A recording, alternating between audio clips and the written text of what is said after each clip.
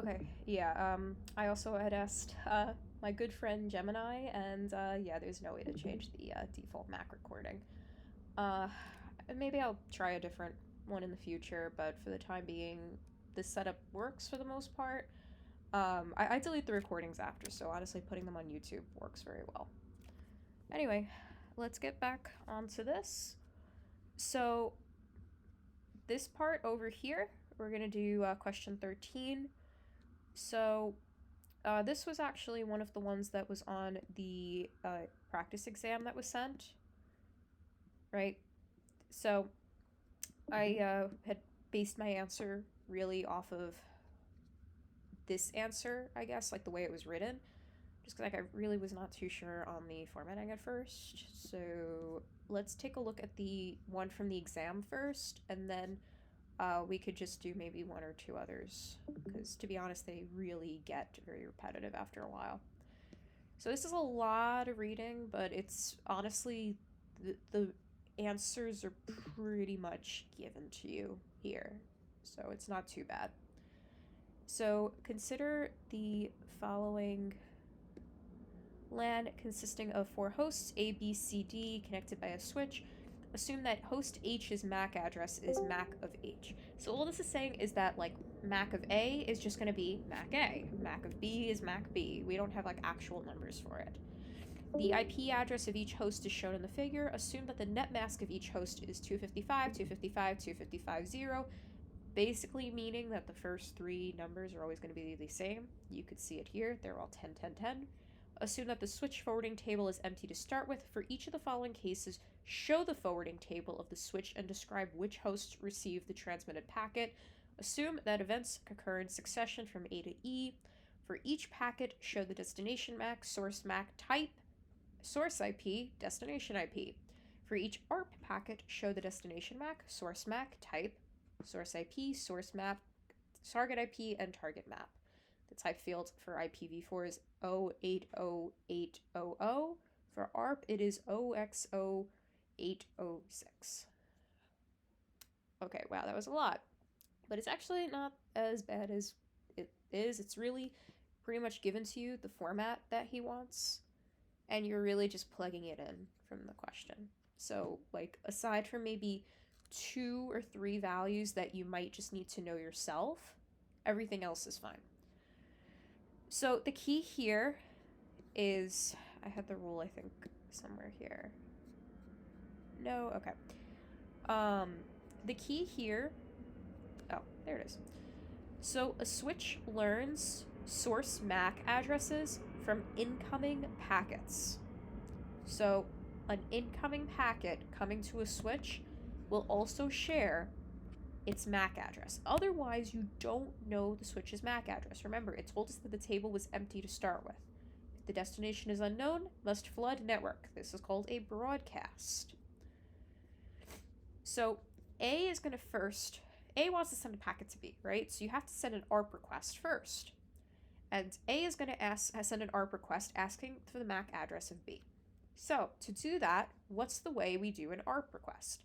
It says right here, for each ARP packet, show the destination MAC, source MAC, type. That's one packet. Then the second one is going to be the source IP, source MAC, target IP, and target MAC. And where are we getting these from is from this diagram here. First things first, destination MAC. Where are we sending this to? We're sending this to B. But again, this is an ARP request. We don't know where B is, so we have to broadcast this out to everybody. So the destination MAC is just the MAC address for a broadcast. That's just going to be FF, FF, FF, FF, FF, FF. So 6 cycles of FF. The source MAC we know is coming from A, so it's just going to be MAC of A. The type, well, it's given right here. ARP, it is OXO806. Then the second part of this is saying source IP. Okay, who's sending it? A. What is A's IP? 10.10.10.1. What is the source MAC? It's coming from A, MAC of A again. Target IP, well, I'm sending it to B. I know B's IP, I just don't know B's MAC. so it's 10, 10, 10, 2. And the target MAC, again, we don't know this, so we're just going to use a placeholder of all zeros here to start with. So the key here is everything is provided for you. The only two things that are going to change is if it's an ARP or a packet, which, again, you just use a different formula. It says for each IP packet, do this. For each ARP packet, do this. And if we don't know what the MAC address is, or if it's an ARP request, we just flood the network. So we do all Fs, and we don't know the target MAC. So because of that, the destination and target MAC are going to be all Fs and all zeros respectively. Everything else is given to you in this question. So you just have to know, if you don't know the destination MAC address, it is broadcasted as all Fs. So this kind of goes back to with the link layer with MAC addresses. So we don't know B's MAC address until we receive a packet from it. And this is actually going to happen in the next part, part B. But let's finish up part A first. We also have to say what's going on, right? The switch floods all links. So who receives it? Well, it's a broadcast. Because again, we don't know what B's MAC address is. We just know what their IP is. So we know they're floating around somewhere on the subnet. We don't know exactly which address that they are in. It's like you know that they live in this apartment building, but you don't know what number they are. So we broadcast it to everyone. We yell to everyone, "Yo, what's B? Who's B over here, and what's your MAC address?" So unfortunately, C and D have to get disturbed, and they're like, "Who is this B, and why is A yelling about them? This is ridiculous. It's 3 a.m. So once A does this, notice the switch will receive a packet. What was the rule? If you receive a packet, it goes into your table. So our table updates. Host A is attached to the switch at 1. So it's as soon as you pass through this switch, it's like a motion sensor. Something passes through, boom, you get recorded onto the table. So that would be for part A. Part B. B sends out an ARP reply containing its MAC address. So now B is going to send a reply out. But this is the thing. Do we know where A is? We do, because A passed through the switch, so we know what A's MAC address is. So because of this, it's going to be sent as a unicast packet. We know exactly where A was because we heard A screaming at us, so we could go back and find exactly who was screaming at us, basically. So this ARP reply is sent as a unicast packet. And again, it's an ARP reply, so we use this second format here. Show the destination MAC, that's MAC A, source MAC, that's MAC B. Your type, it's given to us right here, ARP is OXO806. Then the second part, source IP, well, it comes from B, so it's 10.10.10.2. Source MAC, we know our source MAC is MAC B. Our target IP, that's A, 10.10.10.1. And our target MAC, well, this time we actually know what it is because it's in our table. So we know what MAC's address is, so we can put it in, MAC A. Therefore, because we know the path, we can go directly from B to A. And this is a unicast packet. So the previous one was a broadcast because we did not know the destination yet. Now, B passed through the switch, so that motion control turned on. B is recorded. Where is B attached to the switch? 2. So who received it? Again, unicast, only A did. So C and D did not. So with all these questions, there's 3 things you want to do. Fill out the packet thingy, the format that's shown here. Tell who received the packet, and do the switch forwarding table. So this is a little bit involved, but if you know where everything is, you could find it easily. All right, let's do C now. A sends a packet to B. Okay. A can send a packet to B. Now, this is different than an ARP request or an ARP reply. This is going to be a packet, an IP packet. So this time we're using the first format, not the last format. So the first one is saying destination MAC, source MAC type, source IP, destination IP. So it's a little bit more condensed in a sense. So, okay, what are we doing again? A sends an IP packet to B. So our source is A, our destination is B. Destination MAC, MAC B, source MAC, MAC A, type. This time, the type field value for IPv4 is OXO800. So we put that there. Then source IP, destination IP. Source IP is A's IP, 10.10.10.1. B is 10.10.10.2. And we could see that right here. And now, because we know B's address, right? Is it in our switch forwarding table? Yes, it is.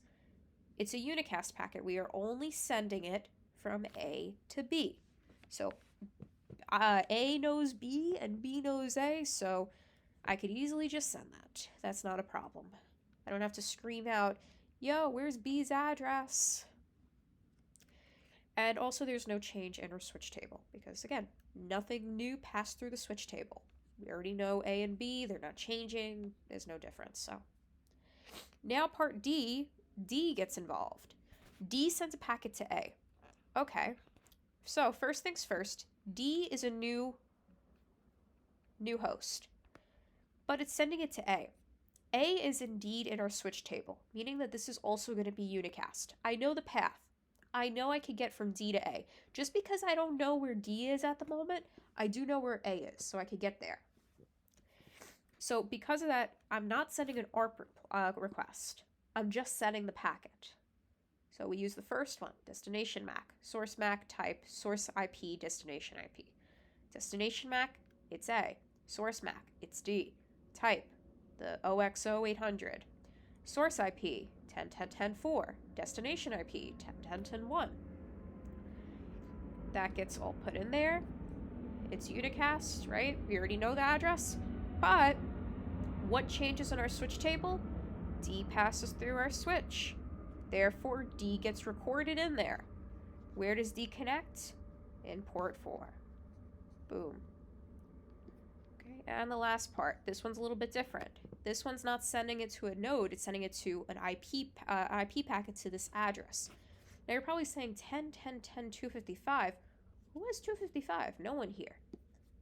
But remember, what is 255? This is all ones. What has all ones at the end? This is the broadcast subnet. This is that host that they don't want you to have because it means broadcast. Because of that, that means we send to everybody. So that means A, B, C, D all get it. So this is, again, an IP packet. Use the first format. What is our destination MAC? Well, we know we're broadcasting, so it's going to be all Fs. Source MAC, C is sending this. Okay, C. Target IP,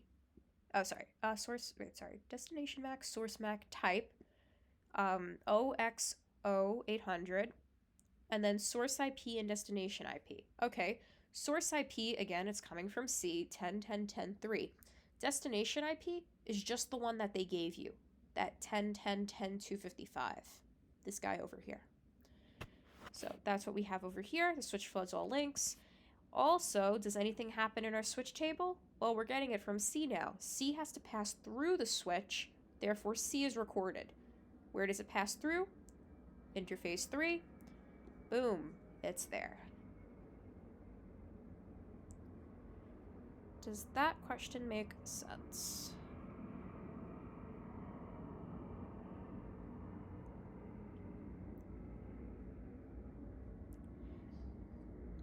You know, it's kind of a lot of IP addresses and MACs kind of thrown at you. But, yeah, if that makes sense. One thing to keep in mind, I don't know if he's giving this to us, because on the exam, he did the question, but these he didn't give it to us. that's why I was so confused, because I'm like, the type, what type are we talking about? And then I saw this format, and then I'm like, oh, that makes sense. So I did this one first, basically. So I think it might pay to memorize this. It's the same exact number, it's just literally one bit off. It's a 6 instead of a 0. So.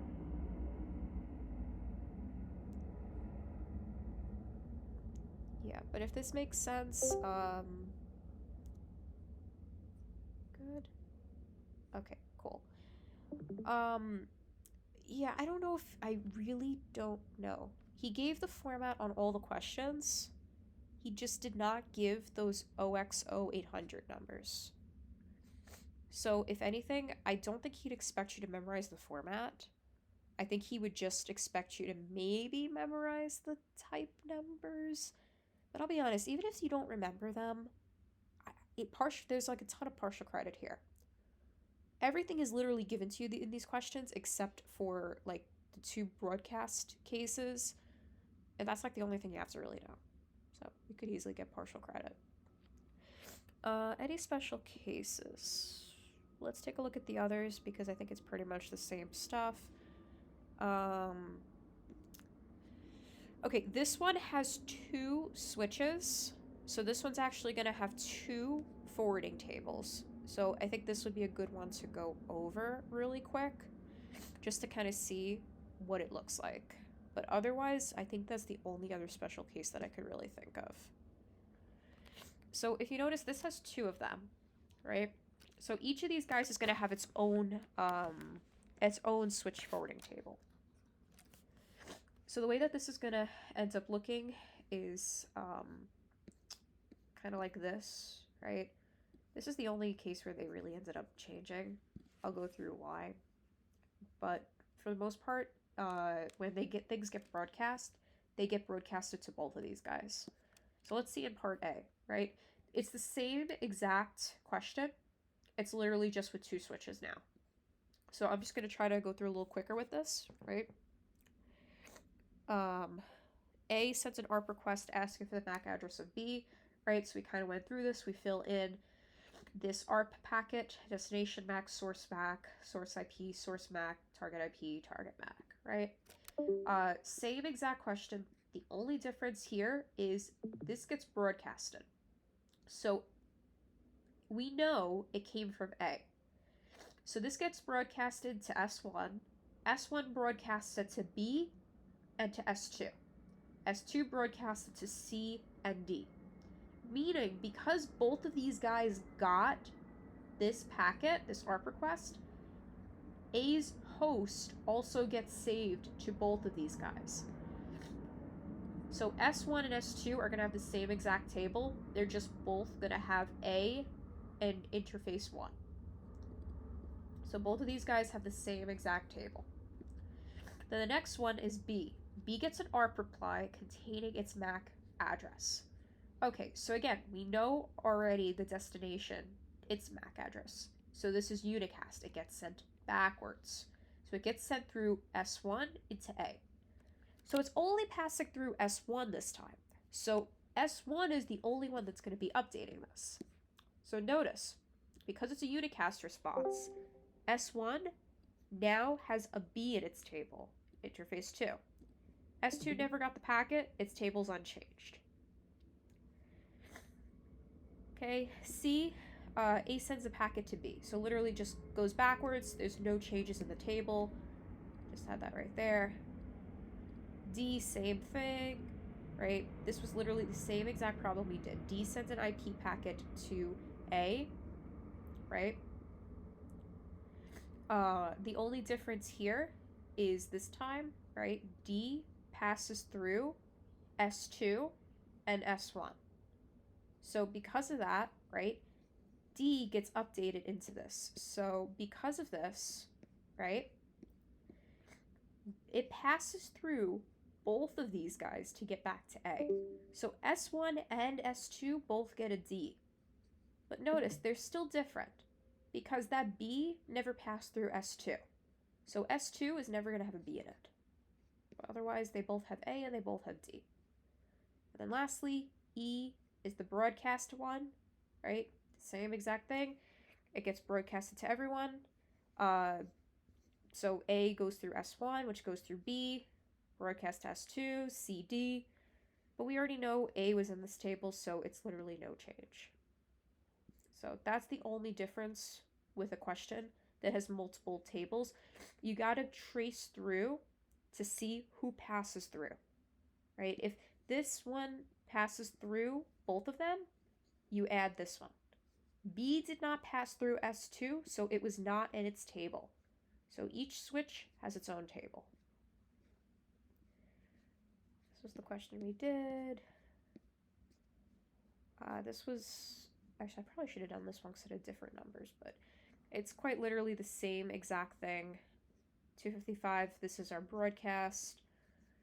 Just your table ends up being a little bit different, but you could see it's literally the exact same question. So just in the essence of time, I'm going to skip that.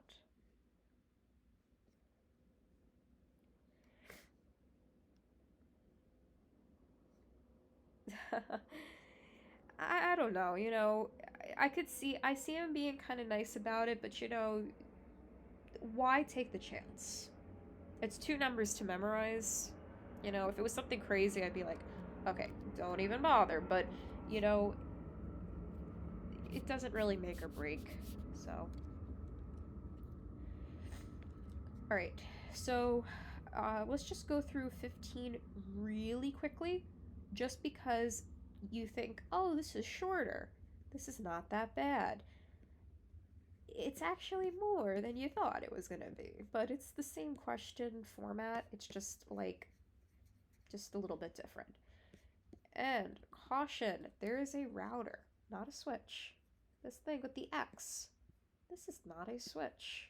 This is a router. And routers can do a magical thing called changing your IP and MAC address. You go through this magical portal and your MAC address and your IP address change when you get to the other side.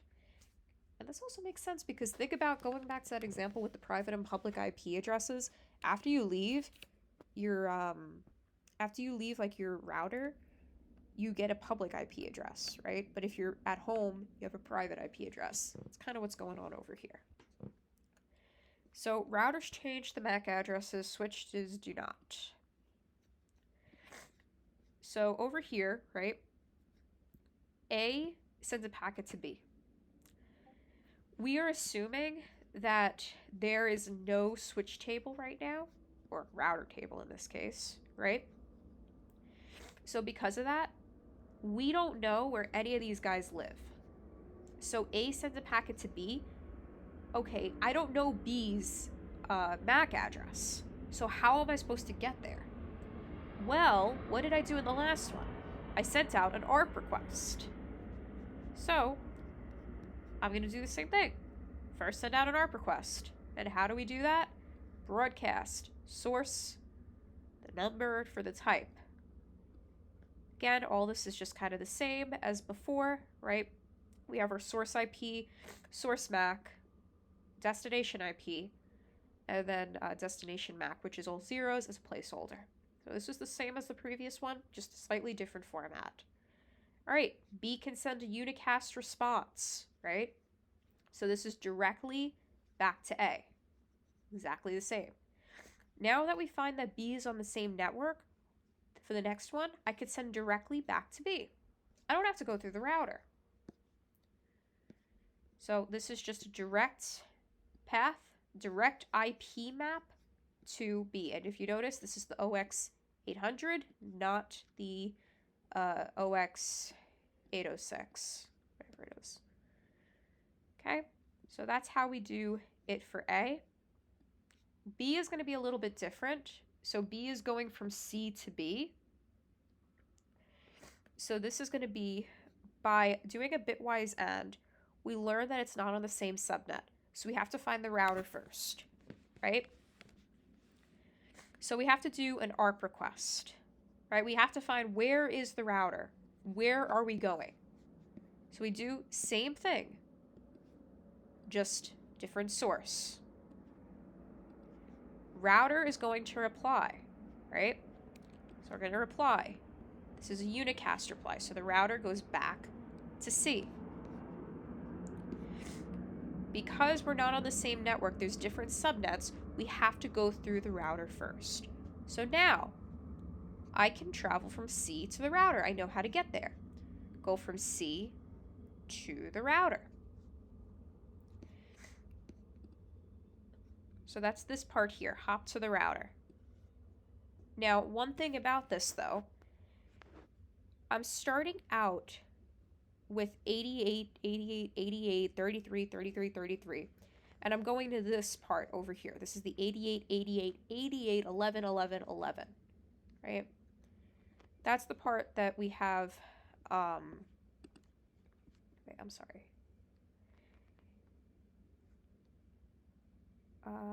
Wait, I just got myself confused. Okay, we have to go through the router first. Destination MAC, source MAC, type. Okay, so destination MAC. Okay, yeah, destination MAC is this one. So if you notice, there's an internal and an external one. When we're going from C to the router, we start at the internal, right? We're going to be going to this 88, 88, 88, 11, 11, 11.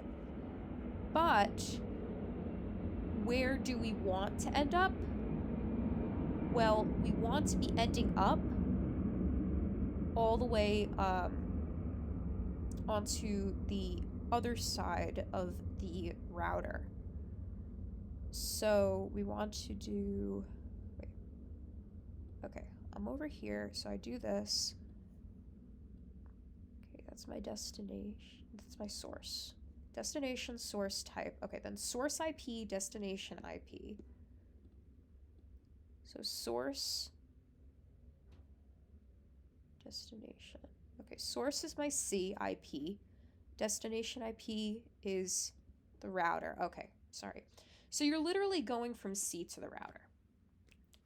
Next, I want to go from the router to B. Now, do we know where B is? Well, according to the router, we don't. Remember, when A did an ARP request, it went to A to B directly. I never passed through the router. Only routers and switches have tables. So because of that, this router has to now send an ARP request. So remember, first we sent an ARP request from C to the router. Now we have to send another one from the router all the way to B. So we send it out. We do a broadcast, right? And that's what we have over here. Broadcast. B responds with its address, and this goes back to the router. Now, one thing, now that we're on this side, the left side of the router, we have to do these two instead of the right ones. We have to do 10, 10, 101, and 99, 99, 99, 11, 11, 11. So we're using the left-hand side numbers now, not the right-hand side numbers. And that's what we're doing over here. So we could see over here, we're using these guys over here. So because of that, we're using the left-hand side. And now we can send that back to B. So the whole process goes ARP request, ARP response, then you can send your packet. And if you have to go through the router, if they're on different subnets, send an ARP request to the router sends it back, travel to the router. Router now sends an ARP request out to its subnet. The node sends it back, and then you can send your packet. So you're always going to have that ARP back and forth, and then you send a packet, unless it's already in the table, like how it was on some of the previous questions we've done.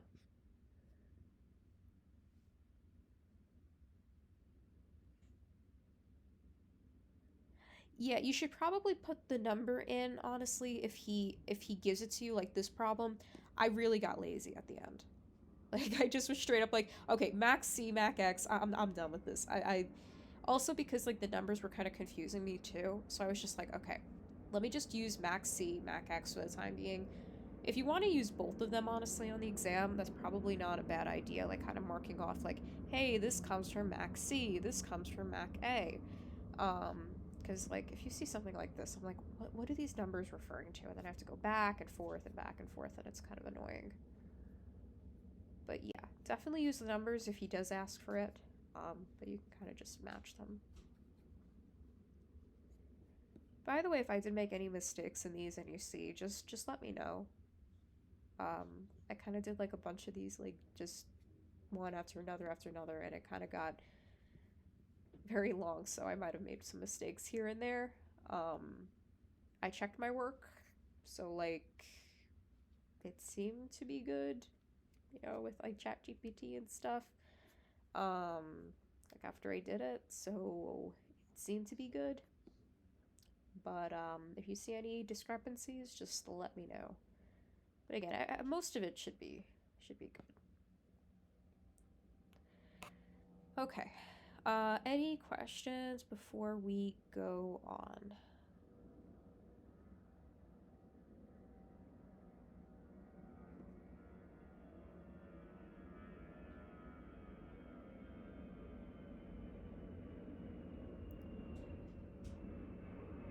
Okay, so anyway, go through these two short answers that are some for some reason in the middle here.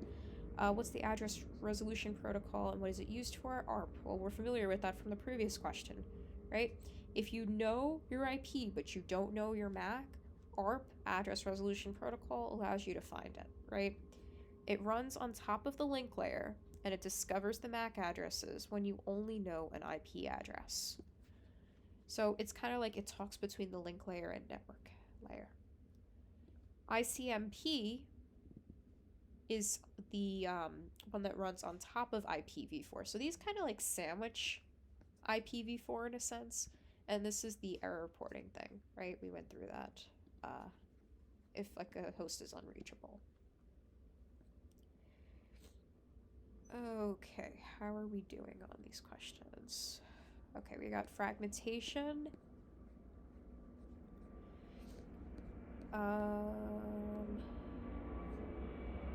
And then these types of questions. And then that's about it. Okay. So we have over here fragmentation, right? So let's do the one from the exam first, and then take a look at maybe one or two of the others, just so you can kind of see what's going on. So this one's a little confusing to see at first, but the key here is our formula, right? So we're given the MTU, max transfer size, and we know that the header size is always going to be 20. So if you have a box that's here, right, your MTU of one of these links is 1,000, right? We know 20 of those bytes default have to go to the header. So how many are left? 980 for the payload. And the bits that we have to transfer, in this case, where does it say it? Okay, 1,500 bytes. Assume that the transport layer at A gives a packet of size 1,500 bytes. So this 1,500 bytes is only payload bytes. Headers are not included in this, meaning that every box is going to need 20 bytes for a header, separate of these 1,500 bytes. So each box is only going to have room for 980 bytes, right? That's the 1,000 minus the 20 for the header. So just kind of what I said here. So we want to divide these bytes into those boxes. So again, each IPv4 length is actually 980 plus the 20, and that's why they appear to be full in this, right? It looks like, oh, it's 1,000, right? You just subtract that from there. Not exactly. So you got to be careful with that. And the offset is just counting the MTU payload bytes. So it's a little bit easier to see in the second part, which we'll do. And we just kind of keep adding the payloads together. So the key here, never include the headers. The headers are like your shipping and handling that you have to pay separate. You only care about the bytes. The frag flag is easy. That's just saying while you still have more bytes that you have to send, it's going to be 1. Otherwise, it's going to be 0. And the ID is always going to stay the same for each packet. So if for whatever reason he gave a question that had two packets that were being sent, then the ID would be changed. But this is just a way to mark that, hey, all of these puzzle pieces belong to this puzzle. So going back to our question,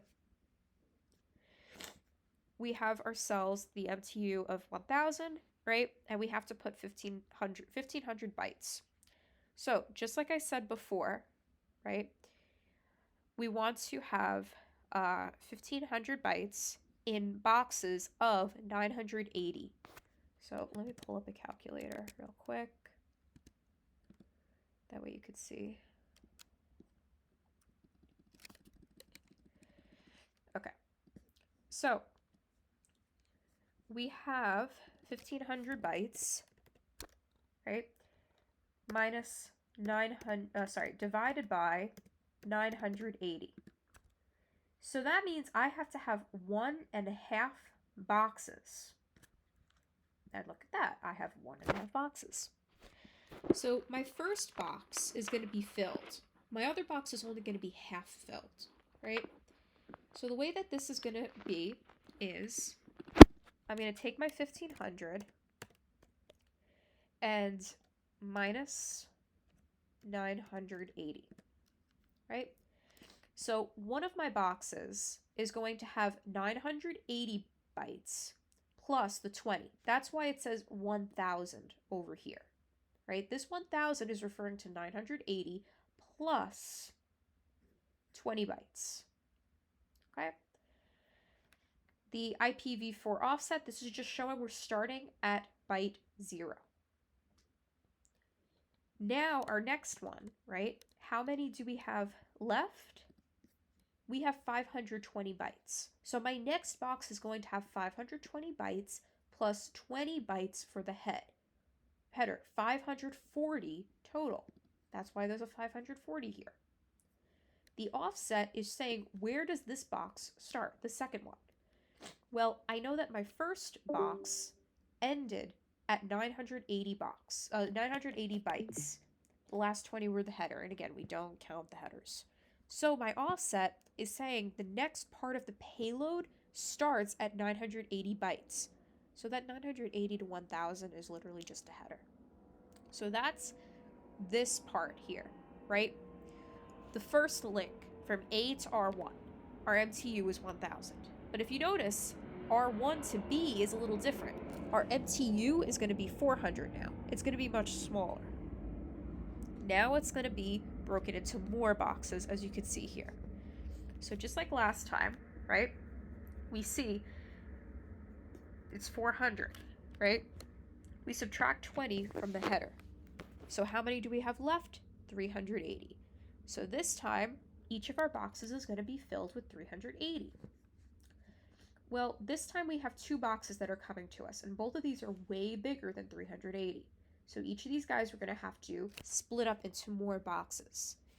So these are all pieces of these 2 boxes.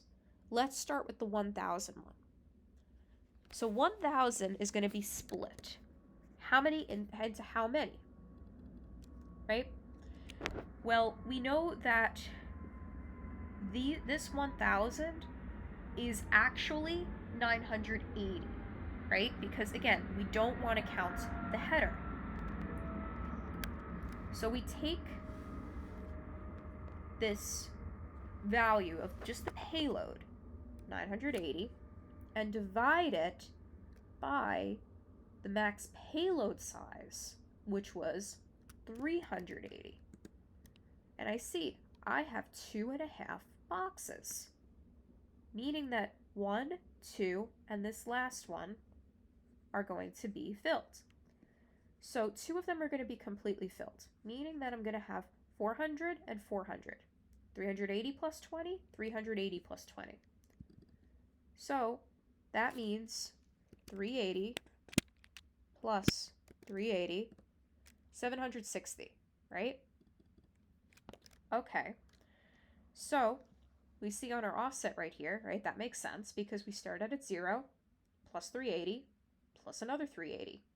So each of these guys have an offset by 380. We keep adding. Just like on the last one, we kept adding 980. Maybe we only did it once, but if we had to do it over and over again, that's what we would do. So now how many would we do for the next one, right?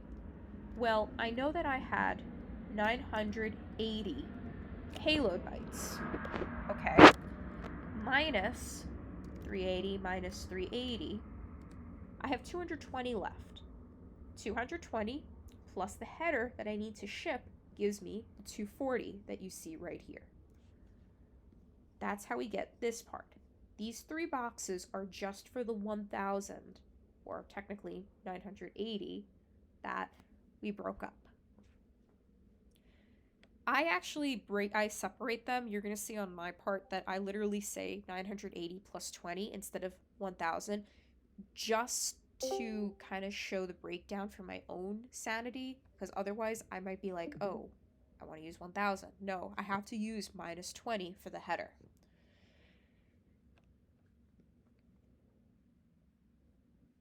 Okay, so now, right, we still have to separate the second box, 540, because 540 is still more than, our maximum transfer unit. So again, this time,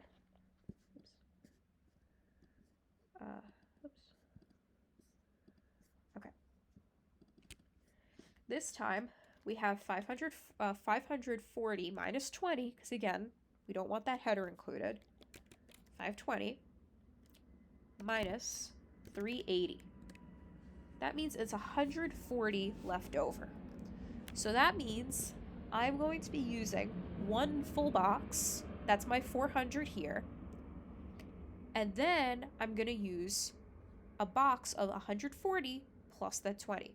That's how I get 160 over here. And then let's finish our IPv4 offset.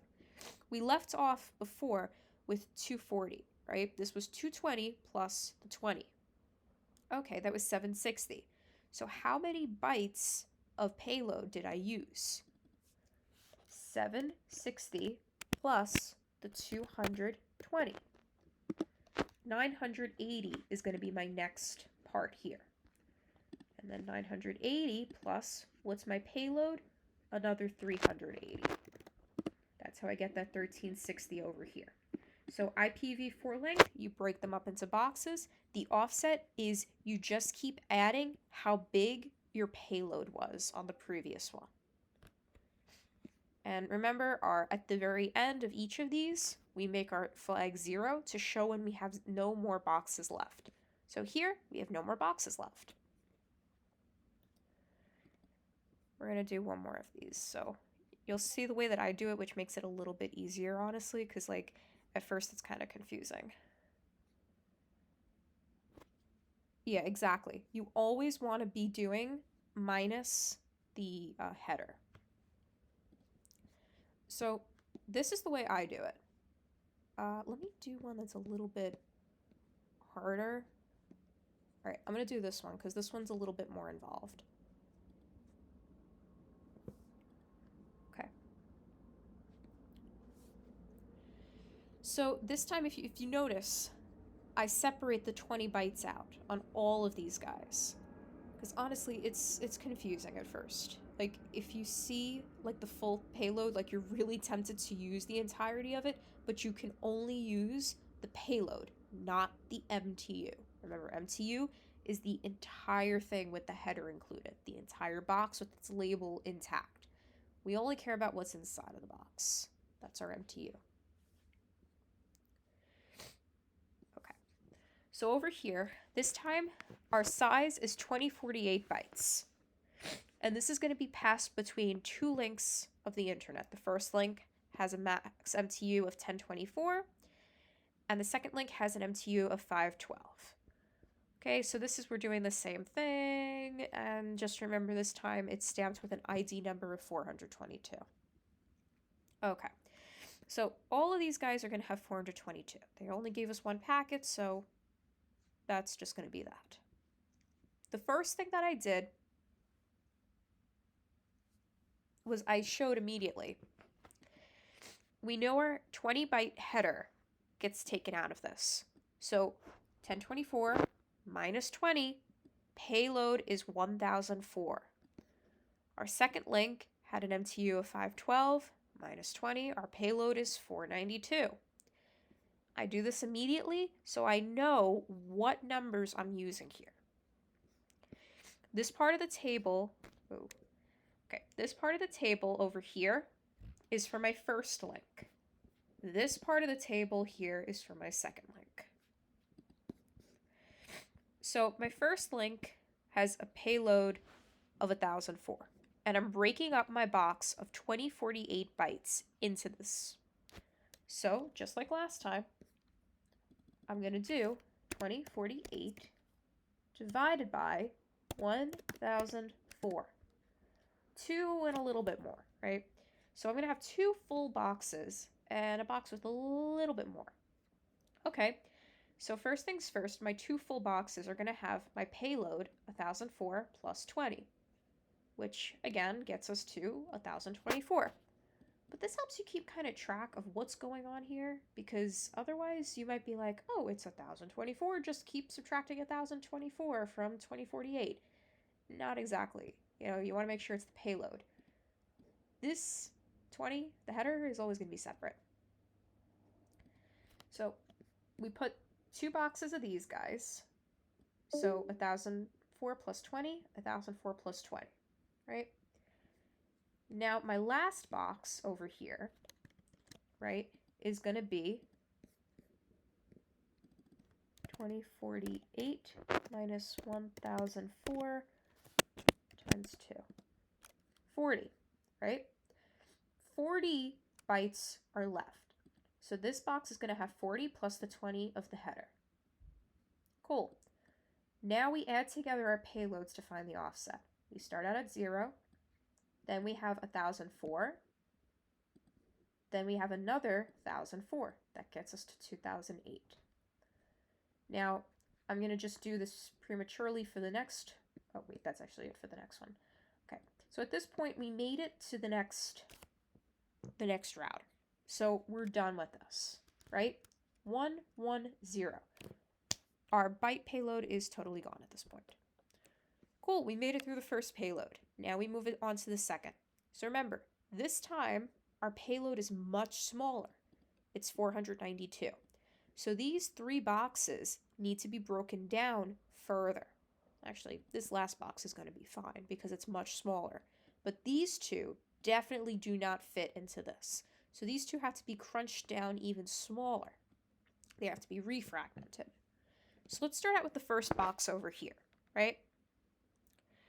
So over here, we have ourselves, our payload is 492. So I take, how many bytes are in this box? 1004. Now again, if I didn't separate this, I might have been tempted to say, oh, it's 1024. No, don't use the header. You gotta use this part only. So I find that this helps a lot.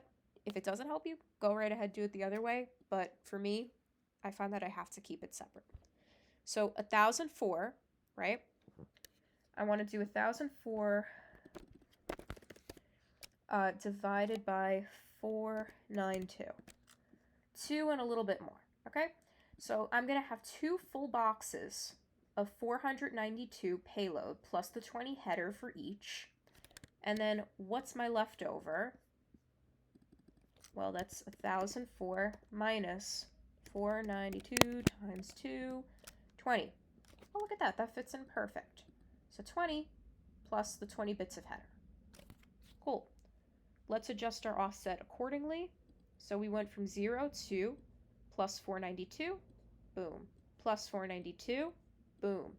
Now, not plus 492, this is going to be plus 20. This is going to get me 1004 for my next offset. Okay, my next offset now, I have to break the second box into pieces, right? Those 3 boxes over here were only for this first one. I have to do the same thing here. But we already kind of know this. It's the same exact size. So I know for a fact it's just going to be the same exact thing. 492, 492, 20. So no need to recalculate that. Okay, so again, we know we added 20 here. We're going to add from 1004, 492, 492, 20. Okay, what's my last box? 40. Well, 40 fits in perfectly here, so I could just leave that alone. This box does not have to be refragmented. And at this point, we have none left.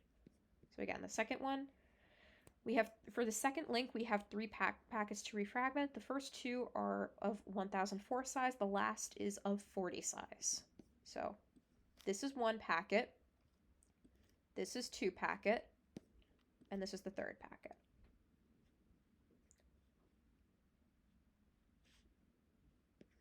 Okay. Does that make sense? Fragment flag. So if there's still things to break up, it's 1. If there's nothing left to break up, it's 0. This is showing, is there anything left? Once we're done with this, it's broken up. But remember, we have to break these guys up into way more boxes. So this fragmented flag tells us, hey, there's still some stuff to go. There's still stuff to go. There's still stuff to go. There's still stuff to go. There's still stuff to go. Okay, now we're done. So this is always going to be 1 until the end, until everything reaches that first link or that second link.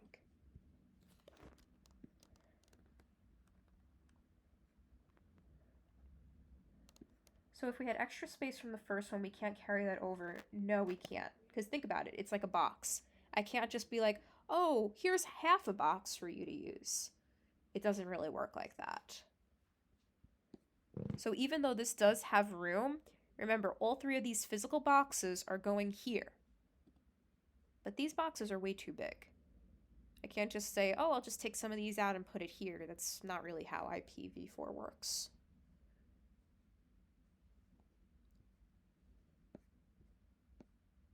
Okay, this is literally same exact question. Just this time it has 3 links. So you do this 3 times instead of 2 times, right? So this is a bottleneck, just like the last time. And because the packets are already cut into these pieces, notice even though for the 3rd link, it's way bigger of a payload, we've already fragmented these guys. They stay the same. We don't combine them after. So that's what I said here. Each of the fragments from link 2 fit easily into a larger payload link of link 3. So we keep them the same. We don't put them back together again. Remember, that's done at the destination. Remember that question that we went over? It's way more efficient. We are not going to waste time and put them back together again.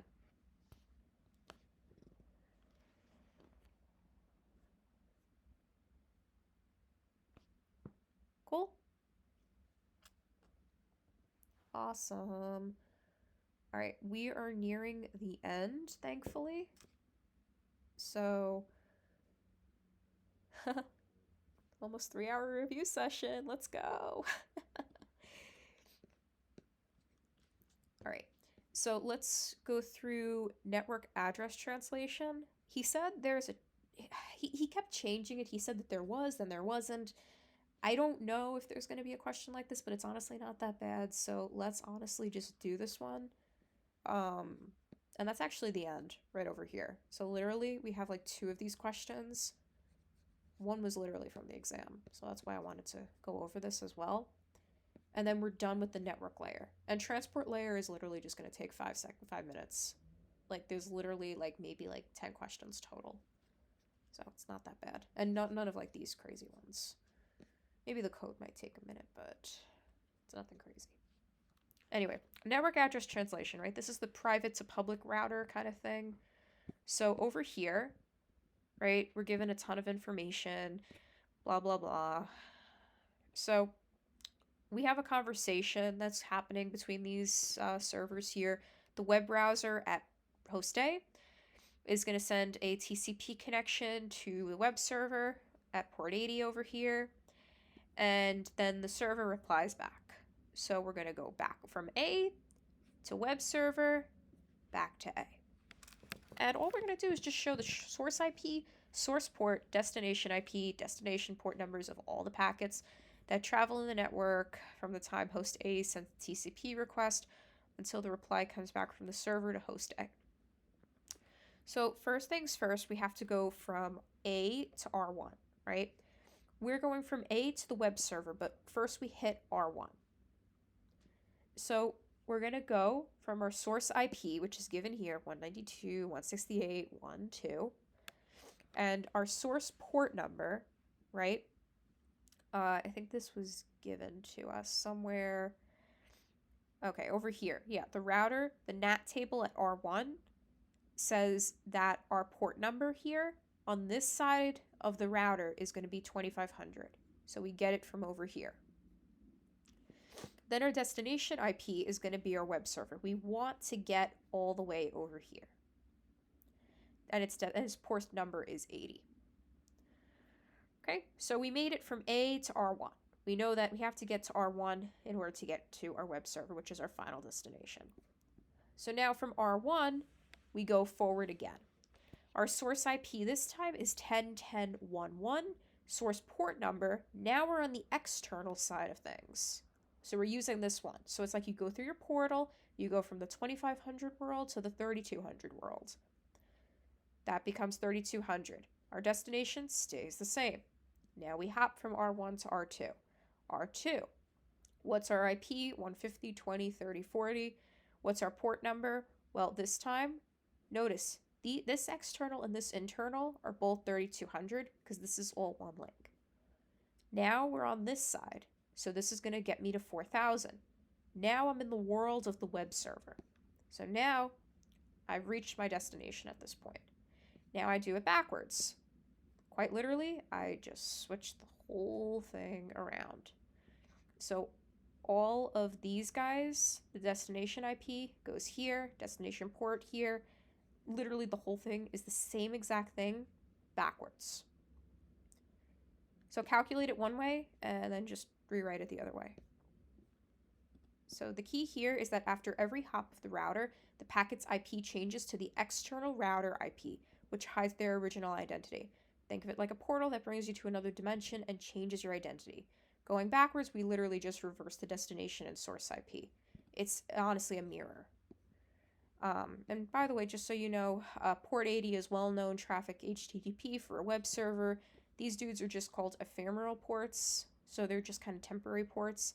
I didn't read the question at first, and I thought we had to memorize these, and then I realized, oh, it's in the table. Okay. So, yeah, it's literally all given to you. And this one is just the same exact thing. Right? This one's even shorter. So, I'm not even going to do this. It's legit a mirror image. You do halfway point, and then you flip it around.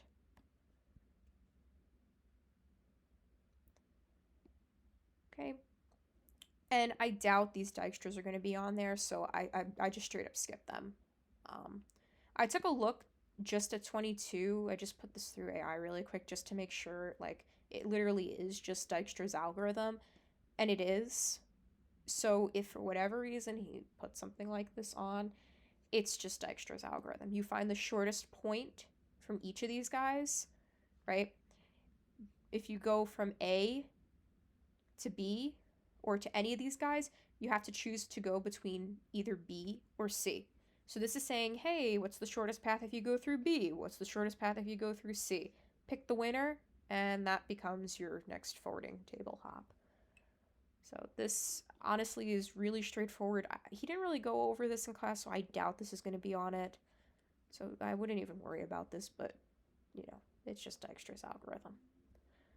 And that's it for the networking stuff. There were like 5 questions like this that were identical to this, but I didn't bother because, again, we didn't really do that, and I doubt that's going to be there. So at this point, we've gone through everything pretty much from this exam, except for the transport layer questions. So, again, this was the fragment question we did. This was that network address translation question, right? Literally the same exact one, it's just different numbers. This was also network address translation. That was literally the same question that I did. This was the one that I took from that. This was the switch forwarding table one.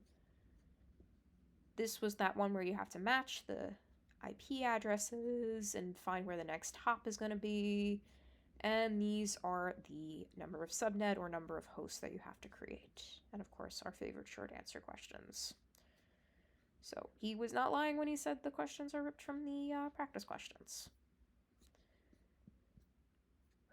Okay. Let's go through the transport layer questions. I will try to get through in 10 minutes or less, because I want to sleep. So good news is, this is literally it. That's literally it. These were all the questions that were about UDP. Everything else is TCP, so just so you know. Okay, I got signed out of CUNY. That's great. I'm not signing back into that because it's taking a million years with the two-factor authentication. But there were like 45 questions from the transport layer. So just saying, for the next exam, start them early, because there's like a lot that you're gonna have to do, and that doesn't count the application layer questions that he's probably gonna post too. So like, we're really lucky that we only had like, I don't know, like 15 questions. Not even. I don't even know how many. Like, literally just this. So let's go through this really quick. The socket code, I'll save that for last. Let me just go through these really quick, because the socket code you just kind of have to memorize. All right, is it possible for the application to enjoy reliable data transfer even when the application runs over UDP? If so, how? So technically this is kind of contradictory, right? UDP, we think of this as unordered, unreliable, no congestion control, no flow control, none of that stuff. So if it's UDP by itself, no, you should not be able to have reliable data transfer. But you can implement this in the application layer. So if you have an application, you can develop some code reliability. You can have like checksums or sequence numbers or like acknowledgements to help ensure some level of order in here. But UDP on its own, no. That has to be done in the application layer. This is kind of a vague question because it's saying for an application to enjoy reliable data transfer. So just keep in mind that the key word here is application. Technically, with UDP alone, no. But if you think about the application layer, you could implement something in the application layer. So it kind of challenges you to think like that. All right, now we have a question that is actually the same as its network's counterpart, but now there's an extra 8 bytes of header. So consider an application that sends this whatever over the UDP socket sock. Assuming that the MTU of the link layer is 1500 bytes, the IP header is 20 bytes, and the UDP header is 8 bytes, how many IP packets are transmitted? What's the size of each packet? Okay, let's start with that first. So this sounds very familiar. Oh, look at that, I have an MTU. Okay, so this time though, instead of having one thing I'm subtracting, I have 2 things I'm subtracting. So each of my payloads is equal to my MTU minus 20 minus 8. I minus 20 for the IP, minus 8 for the UDP. I divide this by my actual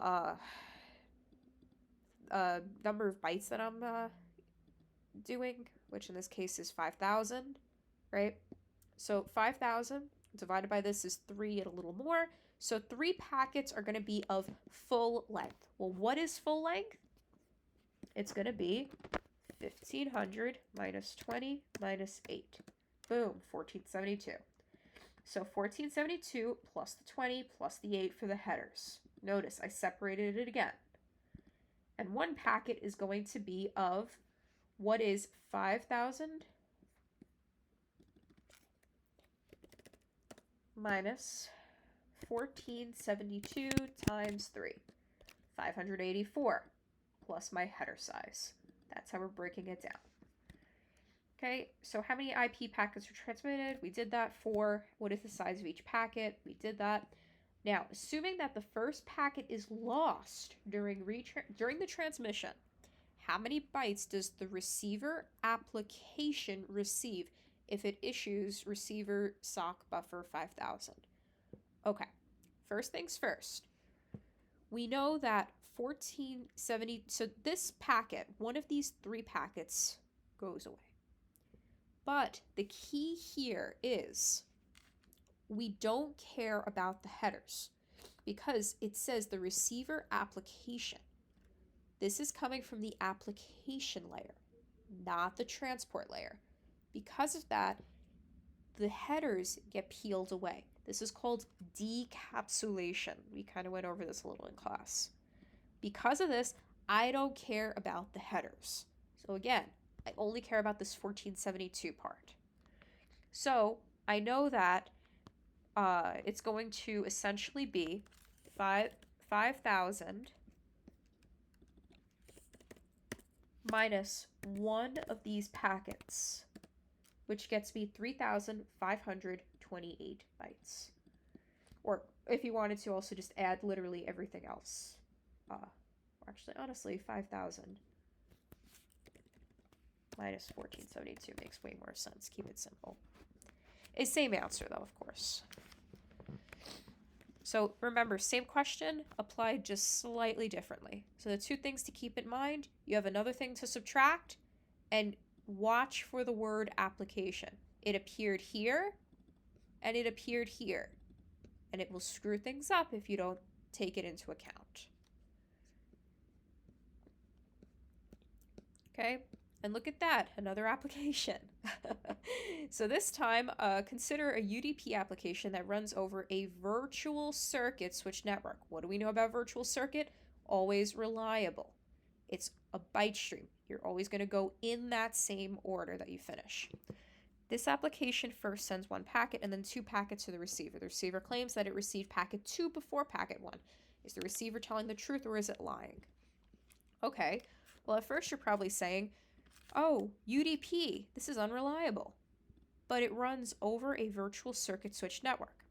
So this virtual circuit cancels out anything unreliable about UDP. So this is always going to be in order.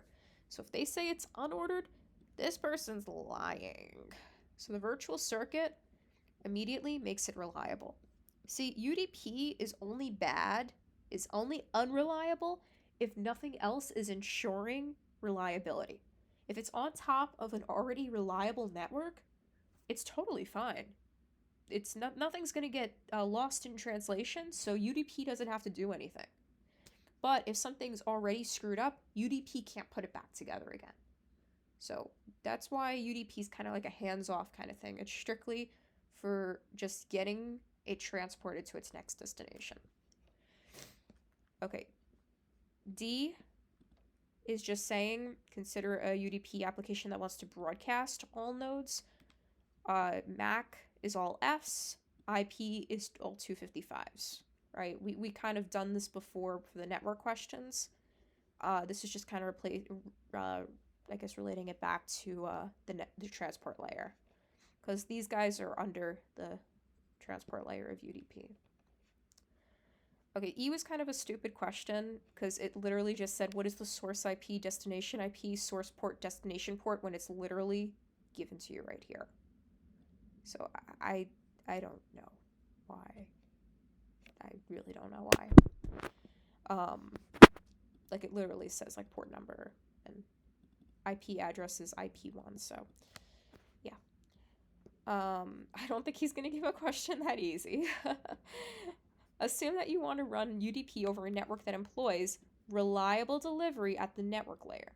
Would any of the packets sent by your UDP be lost within the network? Why or why not? Going back to what I said. Because we employ reliable delivery at the network layer below it, nothing gets lost, meaning the UDP doesn't have anything it needs to clean up after. UDP cannot clean up after anything, right? If everything's great, then UDP is great.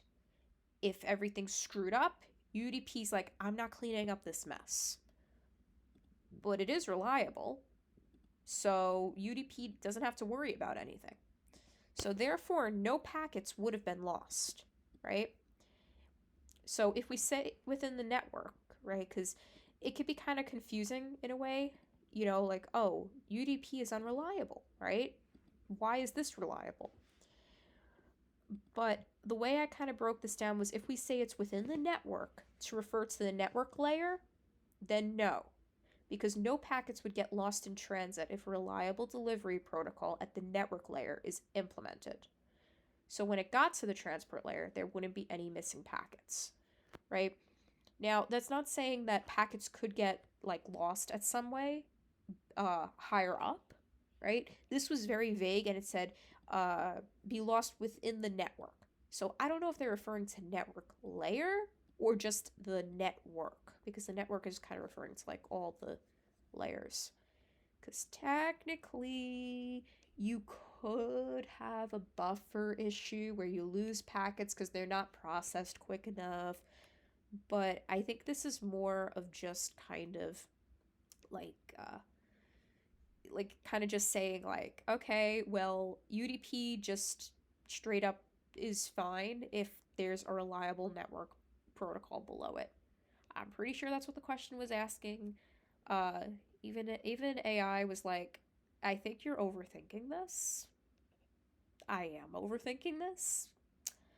But hey, it's better to overthink than underthink, right?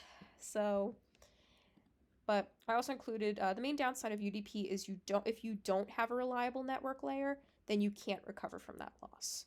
So UDP itself is not going to cause problems. If there's problems already, it's just not going to fix the problems. So if you have a reliable network layer, you can use UDP and you don't have to worry about losing things at that point.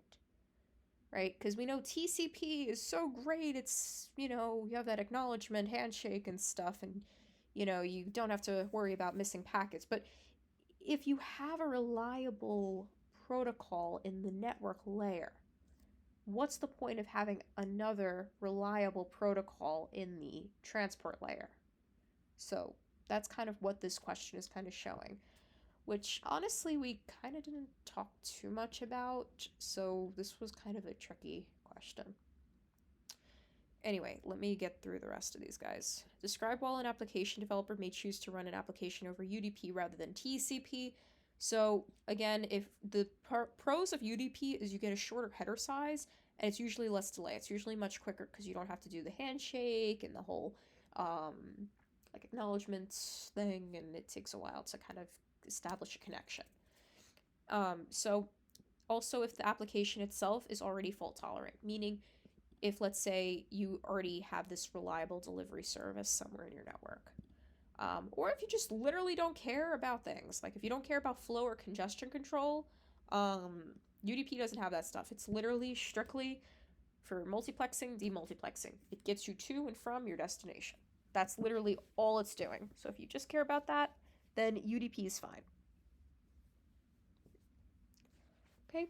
Last couple of questions. Ethernet computes a CRC to check for bits errors that may occur in the packet during transmission. Given this is the case, why do UDP and TCP have checksum to protect the payload? We want to make sure they're compatible with all link layer protocols, including those that don't check CRC. Some protocols just don't check it. Ethernet does, but before Ethernet, some didn't. So this kind of standardized it. Also, packets could get lost in the network layer too, so we have to check at the transport layer to make sure that they're all there. So, good to have both of these checks. Okay, and what's the service model exported to UDP by the application programs? When would you use the service model? So, this is just saying what is UDP. It's unreliable, unordered, best effort, connectionless, no flow, congestion control. It's used on fault-tolerant applications like video, audio streaming. Right? We don't care if the video just kind of forgets a frame or something. I don't have to put the frame back together. One missing frame is not going to make or break anything. And the last question. Consider an application where a camera at a highway is capturing video at the passing cars. Okay, it's video. You use UDP. You don't have to worry about if frames go missing. It's literally the same thing. And also, it'll have a less delay and a small header. So, if you want to be a little bit more conscientious of storage, that is the way to go. And that is that. The very last thing is the socket server code. This is just what he wrote on the board. He said the pseudocode. He gave code, like actual code as well in the slides, but he said the pseudocode, so I think this is honestly fine. Straight up memorize this, like write it down like a million times, and it's not that much that you have to really remember. You create your socket, you bind it, send your messages, and yeah, once you're done, close your socket. And then the client, create your socket, you have your server address, socket send to, and then you can just close your socket. This I kind of have to go back over. I haven't really been going over this as much, but I think you're just going to write out the pseudocode for this. So, like, it's like only a couple of lines that you have to memorize. It's pretty not that bad. But that is the end of the questions. So, network layer, transport layer, and that's it.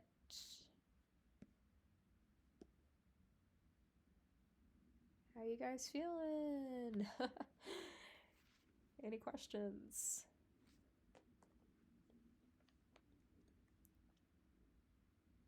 Three hours later.